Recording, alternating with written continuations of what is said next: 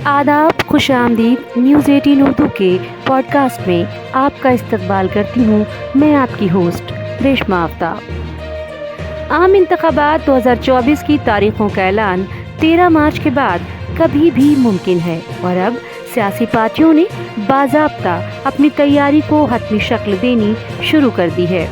एक तरफ बीजेपी है जो अपने हदफ को पाने के लिए हर मुमकिन कोशिश कर रही है, तो दूसरी तरफ हिज़्ब इख्तिलाफ का इत्तेहाद है। दोनों जहां अपनी अपनी जीत के मजबूत दावे पेश कर रहे हैं और सीटों की तकसीम के साथ साथ तमाम तरह की हिकमत अमली तैयार करने में मसरूफ़ हैं, तो दूसरी तरफ मुल्क के अवाम हैं जिनको अपने मुल्क के लीडर का और एक बेहतर हुकूमत का इंतखाब करना है।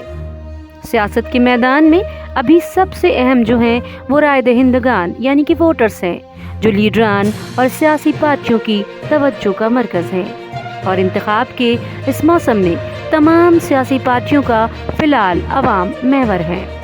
किस तरह से अवाम के दरमियान जाना है और कौन सी हिकमत अमली से अवाम को अपनी तरफ राग़िब करना है, किन किन इशूज़ पर अवाम का वोट मिल सकता है, फ़िलहाल सियासी पार्टियों का सारा फोकस इसी बात पर है।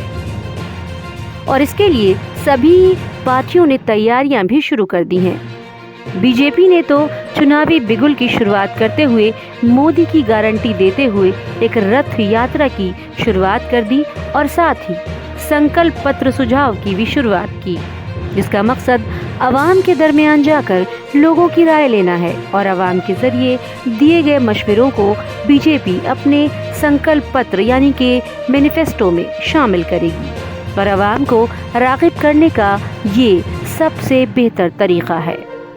बीजेपी पहले भी डोर टू डोर कैंपेन चलाकर अपना हदफ हासिल कर चुकी है और इस बार संकल्प पत्र सुझाव के जरिए बीजेपी अवाम तक अपनी पकड़ मजबूत बनाने की कोशिश ज़रूर करेगी और चाहेगी कि इक़्तिदार का तीसरा टर्म भी कामयाबी के साथ उसके हाथ आए। और इसके लिए बार बार मोदी की गारंटी का दावा भी पेश किया जा रहा है और इस बार बाज़ाब्ता बीजेपी और पीएम मोदी ने 400 सीटों का हदफ भी रखा है। और अब देखना यह है कि अवाम बीजेपी की इस रथ यात्रा में अपने कौन कौन से मशवरे रखते हैं और बीजेपी उसको अपने मैनिफेस्टो में किस हिसाब से शामिल करती है।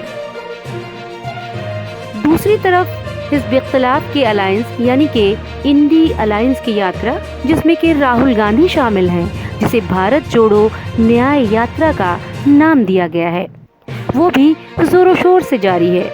और इंडी इत्तेहाद में वक्फे वक्फे से फूट और पार्टियों के दरमियान नाराज़गी के बावजूद अब तस्वीर वाज़ेह होती जा रही है।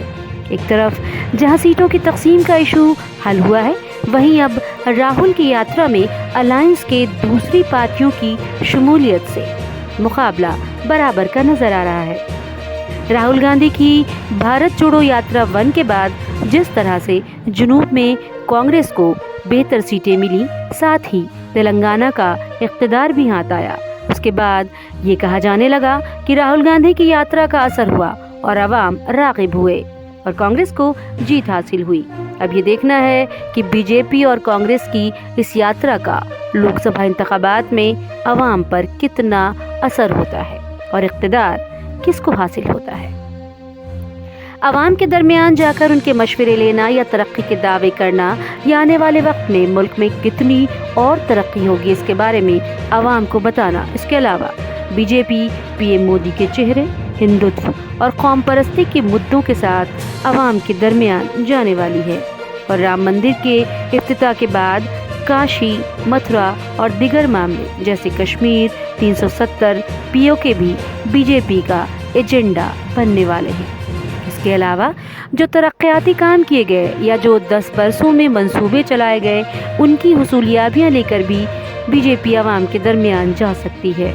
दूसरी तरफ इंडिया अलायंस की बात करें तो इख्तिलाफ के बावजूद बेरोजगारी, महंगाई, सेकुलरिज्म, राहुल गांधी की यात्रा, मुल्क को जोड़ने की बात के अलावा और भी कई अहम इशू हैं जिन्हें लेकर इंडिया अलायंस अवाम के दरमियान जा सकती है। हालांकि बीजेपी के लीडरान तो ये भी कहते हुए नजर आ रहे हैं कि इंडिया अलायंस के पास खुद के अलायंस के लिए एजेंडा नहीं है, ملک کے عوام کے لیے کیا ہوگا؟ ان سب باتوں کو مد نظر رکھیں تو اس عام انتخابات میں تو بی جے پی کا پلڑا بھاری ہے، کیونکہ 10 برسوں سے بی جے پی اقتدار پر قابض ہے اور پی ایم مودی کی مقبولیت کے سبب اقتدار کی تیسری بار بھی سب سے مضبوط بی جے پی دعوے دار نظر آ رہی ہے، جبکہ اس کے مقابلے انڈیا الائنس کی تیاری تھوڑی کمزور نظر آ رہی ہے۔ اور اب یہ وقت بتائے گا کہ کون کس پر بھاری پڑے گا، لیکن انتخابات کی تاریخوں کے اعلان سے قبل مقابلے کی شروعات ہو چکی ہے اور دونوں طرف سے جیت کے اپنے اپنے مضبوط دعوے پیش کیے جا رہے ہیں۔ اب یہ انتخاب طے کریں گے کہ جیت کس کی ہوگی۔ آپ کو ہمارا یہ پروگرام کیسا لگا؟ آپ اپنی رائے ہمیں کمنٹ سیکشن میں ضرور بتائیں۔ اگلے پوڈ کاسٹ میں ہم بات کریں گے انڈیا الائنس اور این ڈی اے میں سیٹوں کی تقسیم کی۔ تب تک کے لیے مجھے دیں اجازت۔ خدا حافظ۔